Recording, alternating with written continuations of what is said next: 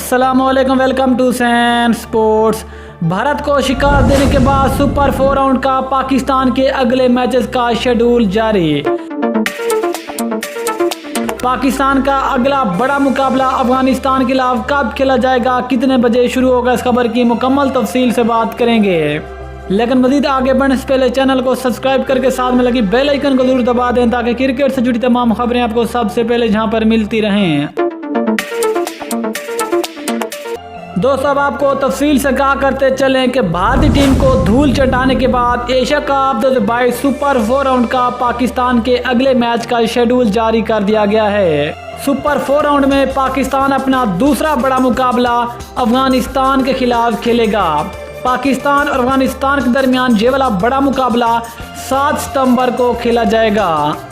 अगर टाइम की बात करें तो ये वाला मैच भी पाकिस्तानी टाइम के मुताबिक शाम 7 बजे शुरू होगा।